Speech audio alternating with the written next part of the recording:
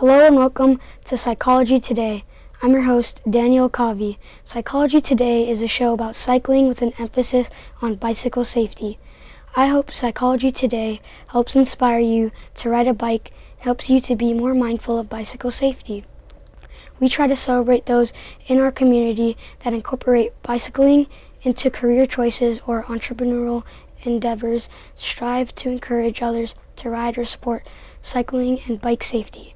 Our producers, Northwest Bicycle Safety Council, is an organization that promotes safety and harmony between cyclists and works to strengthen our community and your families through cycling-related programs and events. This past summer, we have distributed helmets at the Tualatin Hills Parks and Recreation Center in the park, Scooping with the Sheriff, Bike Beaverton, and Burgers with Bob in Junction City. We firmly believe that helmets are a critical part of bicycle safety. A quick thank you to our capable crew behind the scenes and volunteers who make our show possible. Today we're here with We Endure Youth Cycling Team and my coach Rachel Saathoff, and we will be interviewing Ying Cheng about her recent accomplishment completing an Ironman this summer in Germany. Great job. So we also have another guest today. His name's Chris Spriggs, and he is a former rescue swimmer with the Navy, and so we're going to be doing a dual interview today. So thank you both for coming. So if we can start out with, I'd love to have you guys talk a little bit about yourselves so we can get a little background before we kind of dive in and interview you guys a little further. Yep, sure. Maybe let me start first. So thanks very much for having me here. I come from a long way. I come from Hong Kong. So right now I'm actually working for a sports brand company, and they have an office in both Hong Kong and in Portland. So right now I'm actually on a short-term assignment here for 6 months. And yeah, I'm honored to be here to share my experience of my recent completion of the full Ironman. Cool. That's great. Hi, I'm Chris. Thanks for having me. I didn't grow up so far away. I grew up in Vancouver, Washington. I have been in the water my entire life, and I would love to talk about my adventures and what it's led to ultimately for me, swimming. Yep. So, Ying, what interested you in a triathlon? I would say a big part of it is because of the cycling, because cycling is my biggest hobby, I would say, since 9 years ago. And I like touring around on a bike, so I really started with leisure biking, just touring from A to B, enjoying the scenery along the way. After I know a group of friends who are crazy about this triathlon, then I start to tap into the triathlon sports. Yeah. That's really great. Chris, how did you get into swimming, or what made you want to become a rescue swimmer? Well, could be a very long story. I got into swimming at a very young age because my sister was also into swimming. My sister was diagnosed with non-Hodgkin's T-cell lymphoma, and she was able to get through a lot of early stage chemotherapy due to her conditioning and cardiovascular strength at such a young age. So, needless to say, my parents immediately pushed me into swimming, and I never really looked back. Okay, so how old were you when you completed your first triathlon event? My first triathlon was 6 years ago, and back then I was 31. So you know how old am I now? Yeah. Chris, how old were you when you did your first swimming event? I was probably 5 years old, 5 or 6 years old, swimming one length. It took me a long time. It was barely called swimming, but I was very young. Yeah. Wow. So how many triathlons have you done so far? Counting my history, a full Ironman, I have one that I just did 3 months ago, and then half Ironman, I did 4, and then like shorter distance, like Olympic distance and sprint distance, I think I have 5 to 6. Yeah, that's my history in the last few years. Yeah. Wow. That's really incredible. That's really incredible. Would you say that cycling, Ying, is your strongest sport in the triathlon, or how did you kind of start developing out some of the other skills? Yeah, I would say cycling is my strongest leg within a triathlon because, like I said, I enjoy cycling the most, and it is where I started among the 3, I would say. So when I started, like I started with cycling first, and then I started like thinking, okay, I can swim, and I can also run, so maybe I can also do a triathlon. That's how I started. So yeah, definitely cycling is the strongest part, and I enjoy cycling with my friends a lot, and it is where I spend most of my time of the training with my friends. So it is both enjoyable and also a challenge to myself. So yeah.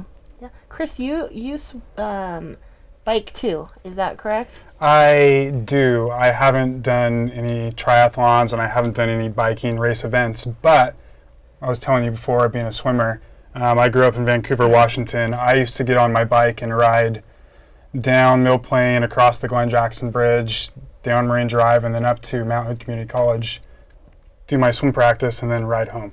Do you aspire to do like a tri event or something maybe not as intense as an Ironman? I would love to. I would like to maybe baby steps first, maybe get on like a triathlon relay to start with, but I would absolutely love to do that. Yeah. So what advice would you have for someone who wants to try to do their first triathlon, such as me? Okay. My advice is, first of all, make sure that you know swimming, you know cycling, and you know running. So this is really the first one. So because triathlon is an event that you need to do these 3 things in a row. So knowing the skills, not being drowned, not being like falling off the bike is really the first thing. So I would say the second thing is like you are being able to like switch your muscle of doing these 3 sports like in a row. Yeah. Ying, what was your first bike? Okay, that's interesting because my first bike is also the bike that I am using now. So I've been using my bike since 2012, so it's 7 years already. Okay. So I bought my first bike, which is a road bike, in 2012, and can I say the brand?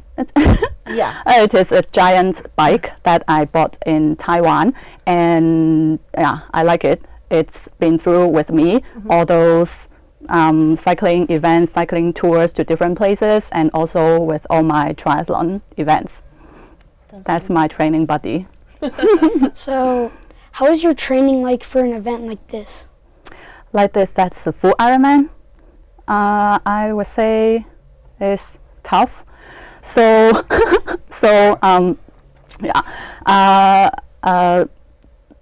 first of all, I have the foundation, like endurance, by doing some previous half Ironman already. So it is not like I really started from scratch. So doing preparing for this full Ironman, I would say I started like half year before the full Ironman event. So this is really a training period of 6 months with some disciplined training. You cannot like skip training. Otherwise, you'll just lose whatever you've gained in the past weeks, and then you need to start over again. So the training, I would say it is tough, but also enjoyable. Yeah. How many hours a week would you say that you put into that training, and how did you figure out, like, what does that regimen look like? Okay. Like designing this plan, I would say it is a mix of like personal research, friends, sharing, and also having a coach, because definitely I am not able to do it myself. Like just doing random trainings is not going to get you to complete and full Ironman. So But it's good that I have some experience of training for a half Ironman before, so I definitely get to know a bit about how to do a full Ironman. Maybe I would say it is just longer duration training, like double the training for my half Ironman. And I would say a typical training week during the 6 months of preparation will be 10 hours training a week. Theoretically, of course, I'm also lazy sometimes, but I would say typical week should be 10 hours a week. That is the minimum that can get you to finish a full Ironman. And 10 hours, I would say it is spread across the week. That is roughly 5 days a week. So during the weekdays, it is, because I have a normal day job, I can only train like either at the beginning of the day or after work. Then during the day, it is short trainings at night, and then during weekend, Saturday and Sunday, it will be long duration trainings, like also usually combining two disciplines, like swim and then run, or cycling 3 hours and then run half hour. So yeah. So what are some of the challenges you would say you had while training? I would say being able to train on my own is the biggest challenge for me, because I enjoy the training journey. Not because doing a full Ironman is not only about the event, it is the journey, the training journey before this event. And to motivate myself, I need to have a group of friends to like being able to motivate each other. And during the time when I was training for this full Ironman event, I was actually not in Hong Kong with my friends. I was actually on another short-term assignment in Germany back then. So most of the time, I need to train on my own, and I need to be able to motivate myself when sometimes I'm lazy, I want to just skip some training. And sometimes I really did, and and then I need to like push myself back to the routine. Then I would say it is the biggest challenge.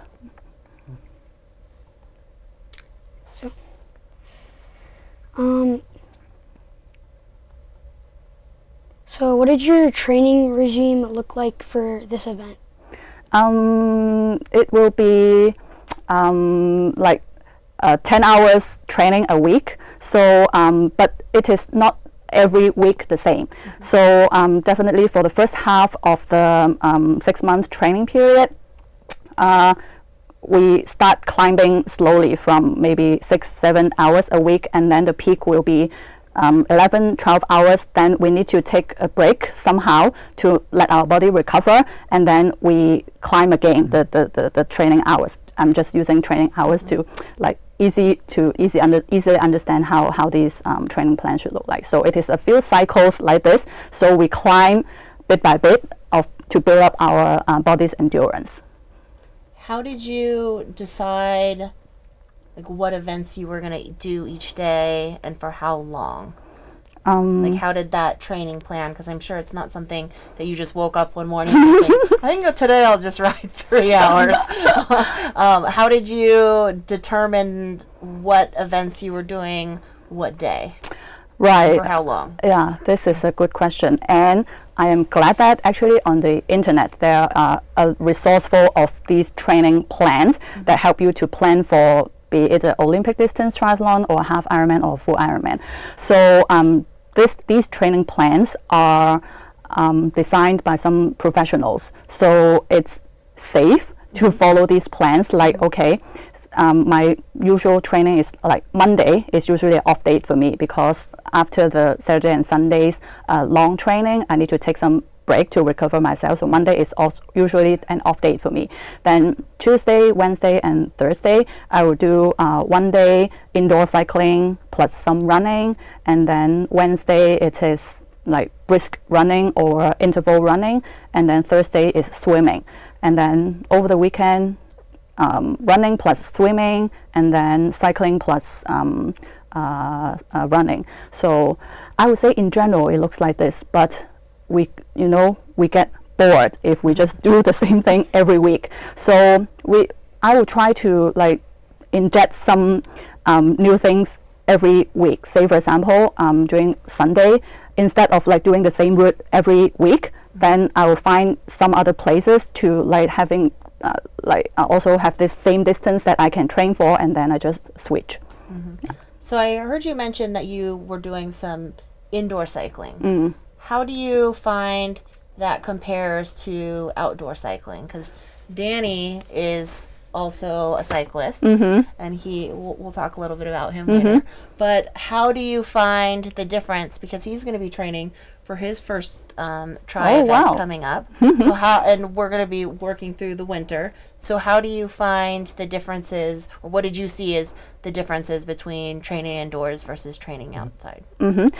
I would say training indoor is a safe environment where you can do interval training.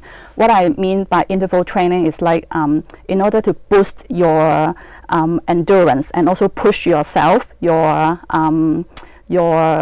limit of like doing longer distance or longer time cycling, you need some pushes. But if you do some brisk cycling, fast cycling outdoor, sometimes it will be dangerous because you don't know the road situation that you can do really this sprint.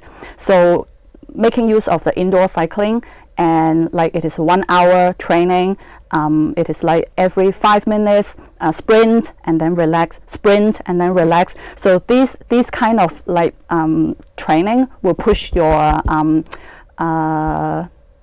it is the professional term is VO2 max, so it is like your how you can endure long distance training. So a mix of indoor cycling and also outdoor will definitely help. Like So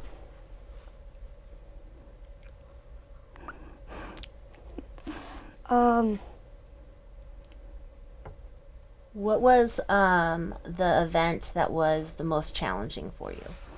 the event, okay, I would say it was the injury that I got 3 months before the full Ironman event, because I fell off from the bike 3 months before, so I hurt my right elbow and my wrist. So for 3 weeks, I actually cannot even flex my right elbow, and I couldn't even do the simplest thing in my life, like washing my face, brushing my teeth. So I was really worried when I had that accident. So, but I was glad that there is no bone fracture during that fall. So I know that I will be able to get back to shape, but it just takes time. So then I need to quickly switch my training plan, because I no longer be able to ride outside, because like riding outside I need to be able to like pull the brake, but I couldn't. So I need to, and I couldn't even swim, because swim, like doing these moves, I couldn't really flex my right arm.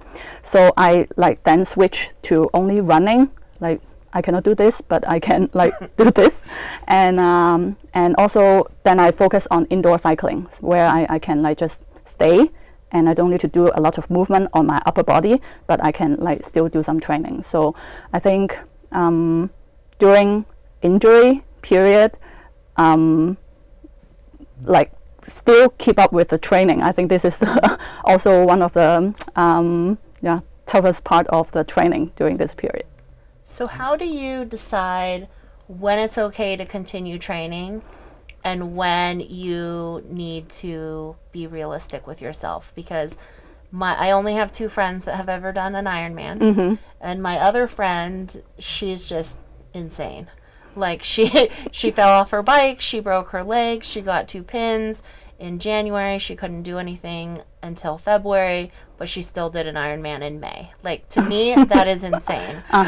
So, I agree. Full Ironman, like That's why they're called Ironman.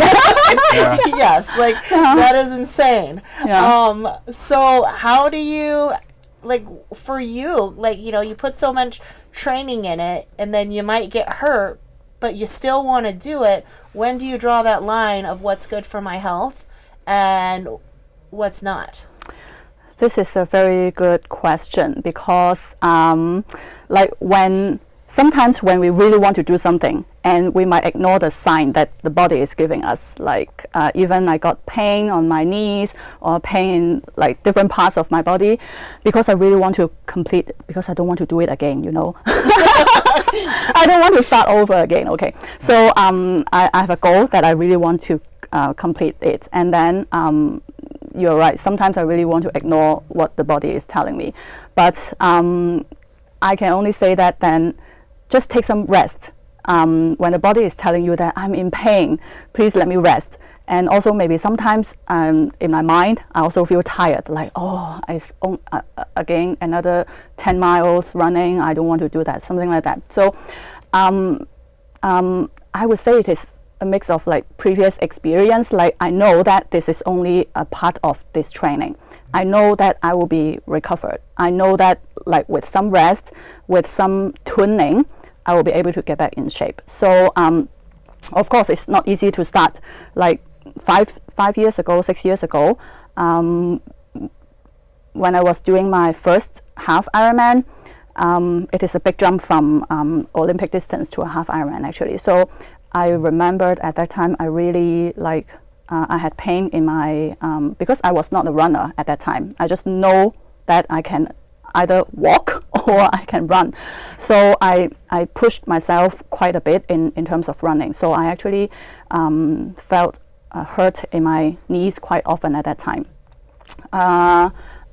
It is not good for the health, definitely, but it is that I still pushed myself to finish it, but somehow. And after that, I know that it is not good really for being able to sustainable and be able to do more of these events. So it is just really be mindful and know yourself, know where your limit is, and yeah. Is running your most challenging of the 3 events? At first, I would say yes. So that's why 3 years ago, I started to train myself for marathon. So because I know if I want to do a full Ironman, I need to be able to first like swim 2.4 miles. I need to be able to cycle 112 miles. And then I need to also finish a full Ironman in a row. So these things, like breaking it down, like I know I can cycle this long, I know I can swim that long, but then on the marathon part, I haven't had any experience before. So I breaking it down by doing marathons separately as a standalone event, that I ensure that I can have that endurance to run a marathon. So yeah, that's where I like doing it bit by bit. So how would you say that injury affected you on your Ironman? How is that affecting you? It definitely like I felt that because at that time, I would say also one of the reasons why I fell off from the bike is that I was on my 3rd day of training. It was the Easter holiday. Easter holiday, we have 4 days holiday in a row, and on the first day, on the second day, I did actually long distance cycling already, and then on the 3rd day of cycling, I feel that I was already quite tired that day, but I still pushed myself to go out to cycle, and then when I was looking at a map to find out the route, then I just accidentally fall off. So I would say that it is at that time that I realized that maybe I was overtrained already. I just feel tired and I couldn't really have the quick reaction that I used to have when I was doing the outdoor cycling. So I would say the positive impact is that I got to rest. I know that I was overtrained. And like that injury tell me that I am overtrained. And of course, the bad impact is that at that time I felt that my fitness was climbing, but then I fell. I couldn't continue with my training. Then I need to rest. So I was nervous at that time that it was only 3 months away from the event. I was really nervous to get back in training. But I also know that I need to rest. So somehow, just pray for the recovery. What advice would you give someone who is training for their first triathlon event? Like Danny, he's much younger than you were when he did his first, or was wanting to do his first one, because he's only, what, 12? Yeah. Okay. So what advice would you give a young student like that? Okay. One good thing about you is definitely you will have a better fitness than me.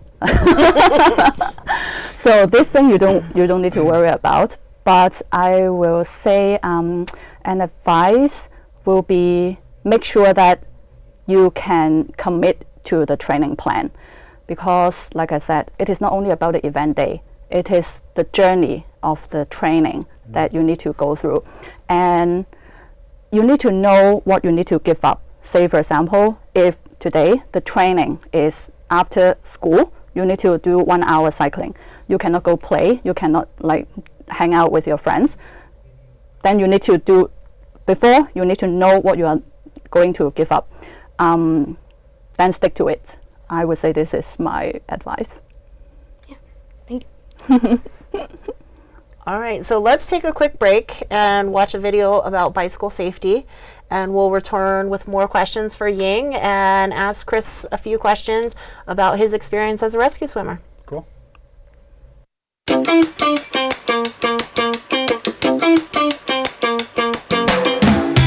Maybe you ride to school.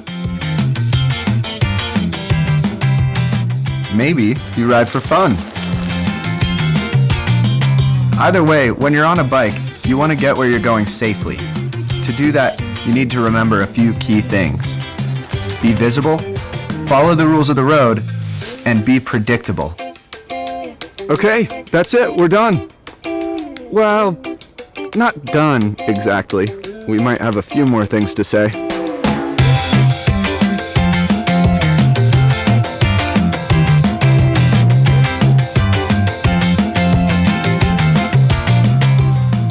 When we say be visible, what we mean is be easy to see. Drivers should be watching for you, and they are, but do your part. Make sure your bike is ready for riding, and that includes having working lights and reflectors. In the daytime, wear bright colors. At night, wear something reflective, either clothing or gear. And dress for safety. If you're wearing loose pants, for example, strap down the pant leg on the chain side of the bike, like this, so it won't get caught while you're riding. And wear a bike helmet when you ride. It may or may not be the law where you live, but it's always a good idea. Of course, part of the idea of wearing a helmet is not to put it to the test, not to have a wreck in the first place. And that's all about where you choose to ride and how you do it.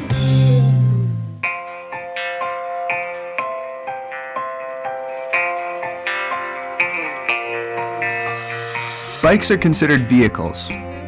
So when you're riding a bike on the road, follow the same rules as car drivers do. Just like a driver, you need to look for and obey road signs and traffic signals. We're talking stop signs, yield signs, red lights, and so on. Keep to the right, but far enough from parked cars so you don't get clipped by a door that opens suddenly. Usually that's at least 3 feet.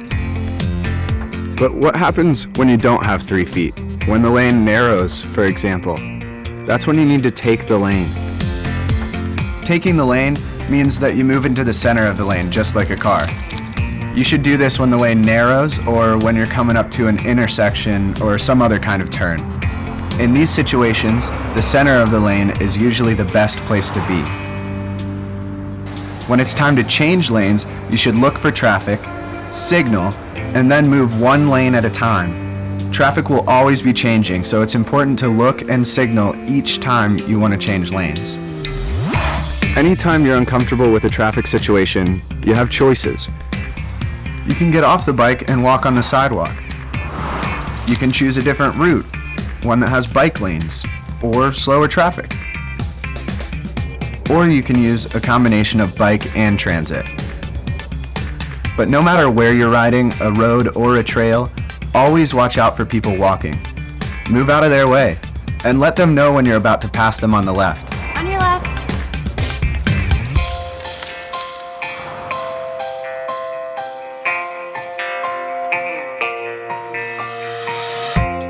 If there's one thing drivers count on, it's predictability.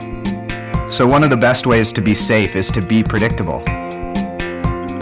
For example, use hand signals before you turn or stop.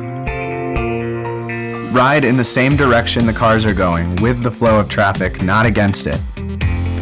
And don't assume that drivers will see you just because you see them. You already know this part, but we're gonna say it anyway. Put your phone away while you're riding. You don't want to be talking or texting because you need to be alert and paying attention to what you're doing. Same goes for earbuds or headphones. You need to hear what's going on around you, so leave them in your bag for later. Keep both hands on the handlebars unless you're signaling, and keep your eyes open for hazards, things like wet roads, gravel, debris, anything that can mess with your ride.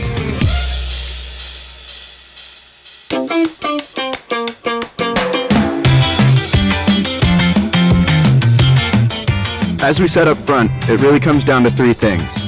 Be visible, be predictable, and follow the same rules as a car. Make sure that drivers can see you, that you let them know what you're about to do, and that you're following the rules of the road. That's it. Have a good ride.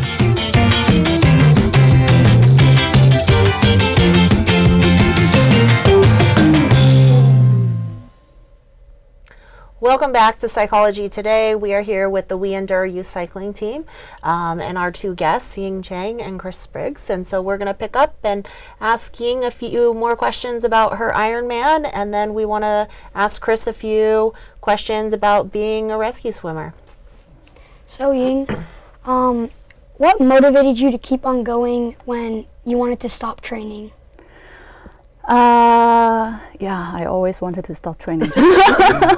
So what motivated me, I would say it is like being able to complete this event with my friends, and then being able to celebrate as a group.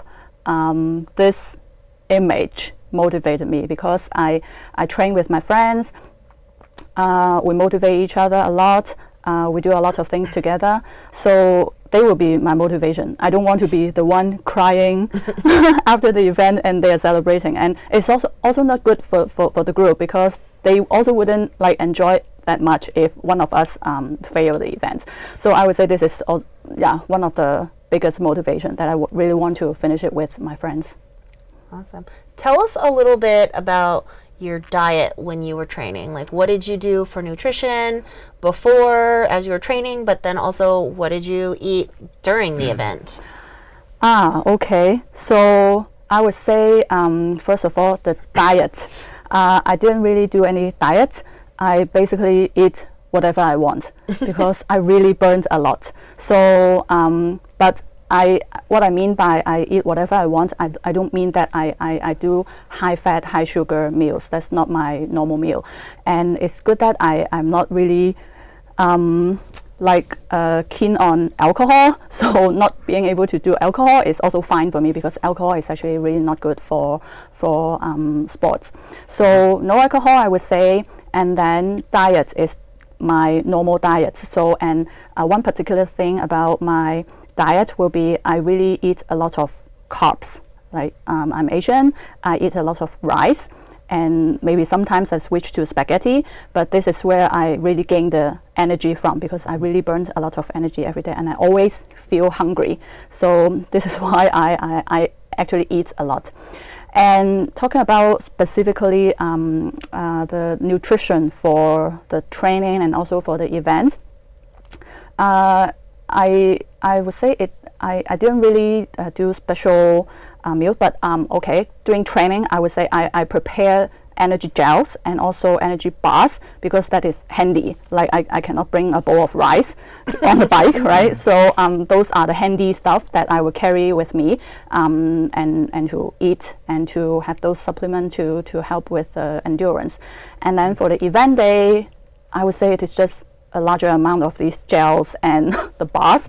They are not nice, but they can keep you like filled for the entire event. And I finish it in 15 hours. So it is like you are eating like all these things for 15 hours. Yeah. So who are some people who motivated you on your journey? I would say my friends and my coach, because they are the one who really accompany, like we are the company with each other. So they are, and also one of my best friends, she did an Ironman 1 year before me, and she inspires me a lot by like really not giving up, like chasing what she wants, and she is both a motivation and also an inspiration to me. And yeah, and it's glad that I am able to finish my first full Ironman with her together. So That's really awesome. Well, thank you so much for coming and sharing with us yeah, I'm today. happy to. And so today we're going to move on and chat a little bit with Chris about his experience as a rescue swimmer, and just share with us a little bit about swimming in general. I don't know, for me, swimming is always a challenge because it's very technically based. So one thing that you're doing off can feel like a huge difference. So share with me a little bit about that. Yeah, exactly. I was lucky enough to start swimming at a very young age. So it's almost like learning a language. It's a lot easier to develop and learn when you're younger. It's a little harder as an adult to overcome the fear of water and to get in and not fight the water and try to muscle it and do all that. Swimming is a different, you're performing in a different medium. You're not in air. Your body's not used to being in water. So, almost like training for an Ironman, every day that you miss, you're 2 days behind. So every day you're out of the water, you're a day behind. It takes 2 days to get back to where you're at. What did your training regimen look like as a rescue swimmer? So my training regimen as a rescue swimmer consisted of swimming roughly 500 yards a day with tons of gear and weight on, essentially a dry suit and about 40 pounds of gear. That part wasn't so difficult. I would say my swimming career that led up to being a rescue swimmer was much more difficult and prepared me for that very, very well. That's really great.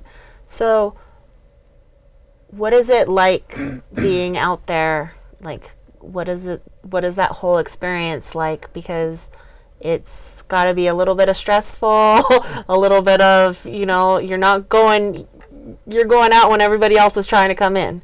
So Right. What is that, I'm sure similar to, an Ironman, there's so many things that are going on in your head. Like, what is that experience like? It seems like it would be really hard and it would be really stressful, but at that point in your career as a rescue swimmer, when you're sitting in the helicopter with your wetsuit or dry suit on, depending on the conditions, it is a fight or flight moment. You've been trained so much and so often under stress that you're really not thinking about all of that. If I had the chance, and when I got the chance to jump out of the helicopter into the water, I was pumped. And it sounds bad because usually it's a bad situation going on in the water, but it's like, finally, I let me free. I get me out of the cage and do what I was trained to do. So it's exciting, when you're out there, but it's a lot of flying around in a helicopter and being hot and just being ready to go. Okay. So who do you think some of your biggest supporters are? I would say my biggest supporters and the people that got me into the military that really opened my eyes as a good option would be my grandfather. He was in the Navy, and he's someone that I always inspired to be like. And I wasn't sure what I was doing. I got out of college, and it's like, hey, I know how to swim, and I have a pretty good aerobic threshold. I think I might be able to cut it at rescue swim school. So I went for it. And also my father, he was also prior military. So just those two kind of role models in my life that I both looked up to. I looked up to both of them, and I aspired to be just like them. So I guess this is a question for both of you, because I don't think people don't normally wake up one day and say, I think I'll be a rescue swimmer today, or I think I'll just do an Ironman today. what inspired that? Like, how did that cultivate in you guys? Well, without taking words out of your mouth, I can probably speak for both of us when I say that I had hundreds, if not thousands, of miles of swimming and working out prior to making that decision to be a rescue swimmer. I never would have signed up to get into that without having confidence in my aerobic threshold, my VO2 max, and my ability to swim and run, because that's a large part of being in the military as well. I would say it is similar to what Chris just mentioned. It is the confidence that I gained gradually, like in the shorter distance triathlon, and then a few half Ironman, and then one day after I saw my friends finishing the full Ironman, I started to think, can I do this? And then one day just click the button, sign up for a race, and then just do it. So, what were some of your biggest struggles in your training? I can relate to almost everything that you said. Injuries are the biggest struggle, and also knowing when to slow yourself down. So as a swimmer, when my form wasn't perfect, I would develop impingements in my shoulder. And that goes hand in hand with knowing when you need to rest and when you need to slow down. You know, when you've pushed it too far and you're actually not benefiting yourself. And when I was younger, I would swim as hard as I could, as long as I could, and there was a point that I probably should have stepped back a little bit and recovered, but instead my form went bad and my stroke went bad, and that's when I started injuring myself. But really staying positive through injuries, getting injured before an Ironman 3 months out, my mind would be going crazy. I would be lost. It's tough to know that your competitors and your competition is out there working hard every day, and you're nursing an injury. So that's really tough to stomach. I think one good thing about me is that this is not about competing, fighting against other people. Like it is a journey for myself. I want to finish it on my own. Right. So it is not about winning. It is about finishing it. So that's why how I overcome it, I would say. I think anyone that finishes an Ironman is a winner. So that's the way I think about it. Thank you, and I think you can also do it with your endurance of swimming. Maybe someday. Someday. Yeah. That's really great.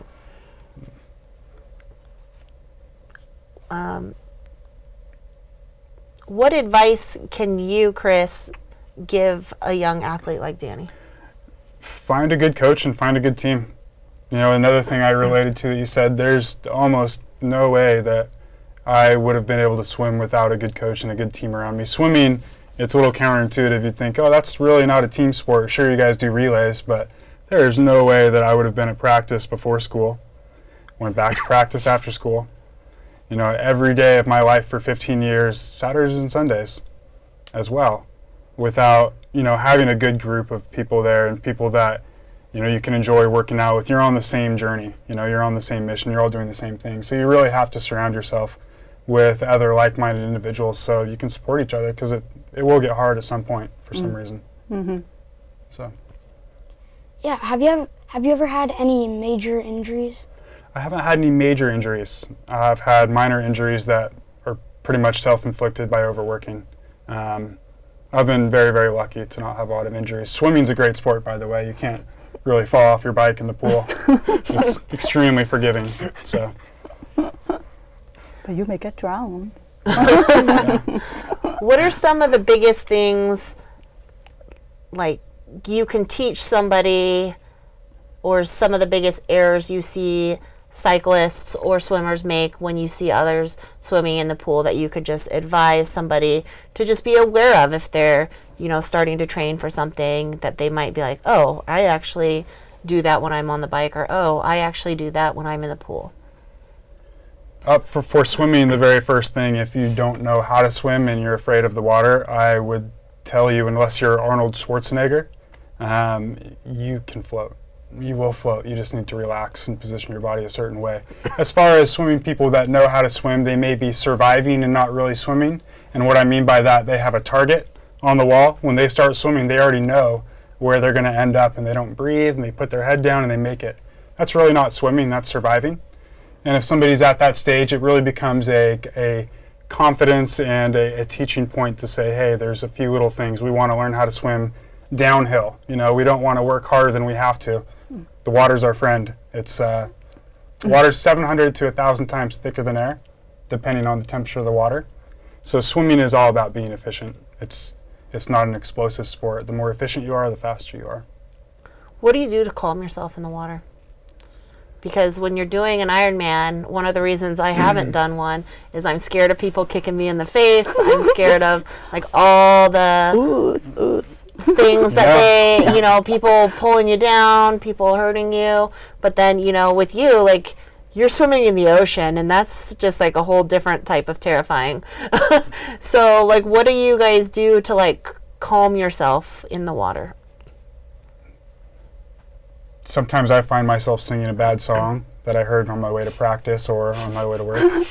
I'll count my strokes. I'll think about what I'm doing. I'll get into a rhythm, and I'll try to pay attention to what my heart rate is. Do things like that. But a lot of times, you know, you're nervous before a race, nervous before an event. You know, your hands are sweaty and you're back there. You're really nervous. When you get up on the block, as far as swimming goes, it always goes away. And I always knew it'd go away. So the nerves are a good thing. Because when you're performing, you've done it so many times, you've practiced so much, it's almost like autopilot. You just have to pay attention to, oh, am I pacing right? Am I doing everything I'm supposed to do? So I'm sure you're very, very aware of that. Yeah, I am not that competitive. Like I don't like swimming like among inside a crowd. So what I did is I stay behind the crowd so that I can like. I just swim like I was doing training, so I can be at my own pace and then swim like feel like I am now into it and not feeling scared. Just be sure that I'm not scared. Was your triathlon in open water? Yeah, it is open water, but okay, my first full Ironman, like that one in Germany, it is in a canal. So the water is calm and it's good. But for my previous 4 full Ironman, it is in open water in the ocean. So there are waves and some people are really aggressive, like bump into you or grab your legs and things like that. But just, okay, what I did is usually that I try to convince myself that, okay, now I'm in the pool. I just do my usual training right now. Then just keep going. Don't panic, don't rush, and then, just do it. Were you trained to sight swim? Sight swim? Yeah. What does that mean? I'm assuming it's swimming with your head up so you see where you're going if you're in the ocean. So breathing chin up. Okay, this is a good question. One thing about my triathlon is that actually I finished most of my previous triathlon and also half Ironman by doing breaststroke. Yeah, so because I am I'm not a good swimmer. I just put it this way. I am not good at like front crawling and especially what you just mentioned, sighting about like when I'm doing front crawling. So most of my previous triathlons I did breaststroke, but then I don't want my first full Ironman to be like finishing my swimming part by a breaststroke. So I really hired a coach to train up my front crawling, my freestyle swimming. So I did train a bit about the sighting and also being able to like swim in a straight line. But I found that during the event day, I actually also still couldn't like swim in a straight line. I find myself like doing this. So but like I mentioned, because the swimming part of this event is in a canal, I was able to like swim on the side close to the bank so that I know where I'm going by just doing the side sighting. So that's how I get through it. Yeah. What tips, Chris, do you have for people that are needing to sight swim so that they're not zigzagging and stuff like that to be efficient in the water? Ultimately, it gets down to body line. You know, if you have to pick your head up and see where you're going, you know, that's something that you have to do. But one of the fundamental parts of swimming is body line and how you rotate your body and how you pull. And a lot of times people find themselves swimming, you know, like a snake or in a weird circle. That's me. Because they move their head or because they're pulling their arm down across their body and it's causing you to come one way. So, you know, just getting feedback on your stroke and the correct body position, learning that, even if it feels really weird at first, and just sticking with that is the best advice that I could get. So how did you feel in the beginning and end of your triathlon? This event, I think, okay. At the beginning, what's in my mind was, okay, this is the moment. Like, I trained for so long, and yeah, this is the moment that is almost like, okay, this is the showtime that where I can really use up all my energy that I've been accumulating for this event.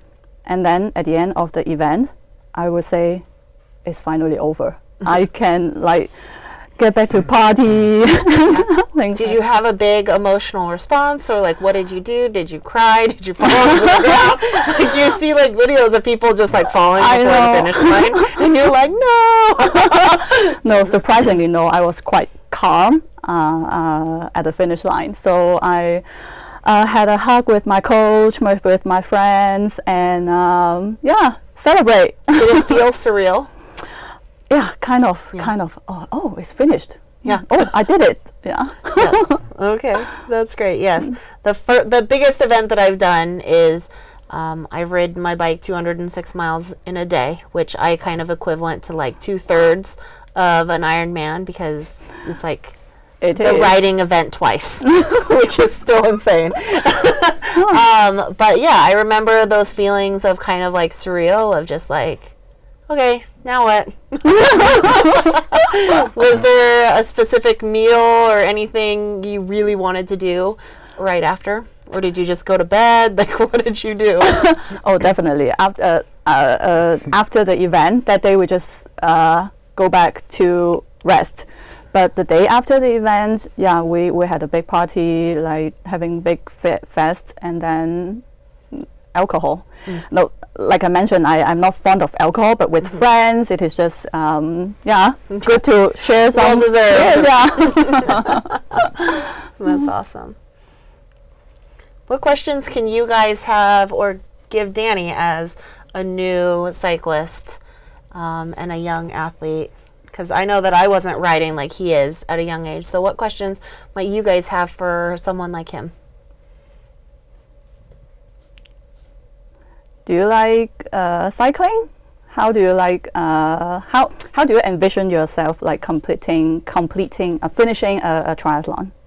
So I see it as a really big accomplishment, especially like if it's a long one too. All the stress and practice built up for that is, I feel like it's a really big accomplishment. When is your first or your upcoming triathlon event? I'm not sure yet. I'm still training for one in training, so hopefully soon. Yeah. Danny's pretty new to our cycling team, so we have a youth cycling team here in Beaverton called We Endure, and he is fairly new to our team in the last couple months, but he has been an incredible student. He's so responsive to feedback, and he has a really great attitude to try. And so I always tell people, like, I can work with anybody willing to try. What's going to be your weakest link as of right now for your triathlon? I would say running. Running? Because I haven't practiced running that much as I have done swimming and bicycling. So I think, yeah. What are you doing about that now? More training. More running? Yeah, getting more involved in that to be more prepared for the triathlon that I will soon to be doing. Do you have a training plan right now? Like, force yourself to, like, don't get away from running, but have a regular training sessions on running? Not right now. No. In November, we're starting it. Yeah, So that's good. right now, we're still outdoor cycling, and so through the month of October. And then in November is when we're really going to start getting serious about the triathlon. The boys are going to get in the pool, Chris is so awesome. He's going to come swim with us. Wow. Yep. And Ying, if you get a chance before you move back to China to go swimming with this guy, he's like a dolphin. Wow. And he just is like a wealth of knowledge. Can I join? Yes, you can totally join. And yeah, after I swam with Chris the first time, I went back to a friend of mine and I was like, he's like a dolphin. He just plays in the water and he goes so fast and he's like spinning and doing all these crazy things. And it's like, where'd he go? What's he doing? Oh, he just lapped me. Crap. So he's amazing to watch in the water. So There's thousands of miles of swimming. yes. Wow. Thousands of miles. That was all hard work. That's no. I want I my know. God getting talent there. I my know. swimming to be as playful as his. Yeah. My swimming looks like work. Uh-huh. So yeah. Yeah, it's good that to like have a good swimming, because swimming is the first part of the triathlon event. So being able to swim fast, if you want to be competitive, being able to swim fast, being able to get out of water ahead of other people will definitely give you some advantage of like being ahead of the other group. The rest of the people for triathlon. So work hard on the swimming. Awesome. Well, we're going to wrap it up. Thanks again to you, our viewers, and our guests, the Beaverton We Endure Youth Cycling Team, and Ying Cheng and Chris Spriggs. I find guests, especially female cyclists and triathletes, to be inspirational because we need to get more people, especially women, outside enjoying the freedoms of cycling, swimming, and running. Athletic events such as these are great opportunities to meet others in your community while exercising for your health. The Northwest Bicycle Safety Council promotes safe riding, both by obeying the laws and by riding with a level of skill. If you have a student 6th through 8th grade or 6th grade through high school that enjoys cycling and wants to be a part of a team sport, visit us at www.breakthenormleadership.com/weendure. We have rides that accommodate a variety of different experience levels, and our group of students make cycling fun. By riding with others, you can increase your cycling skills, learn new routes, learn to ride in groups, learn about other riders and events, and make new friends. Remember, as the days continue to lose daylight, don't get caught out in the dark. Have lights and use them. It's the law. To learn more about bicycle safety, check out our website at northwestbicyclesafetycouncil.org. Thanks, everyone.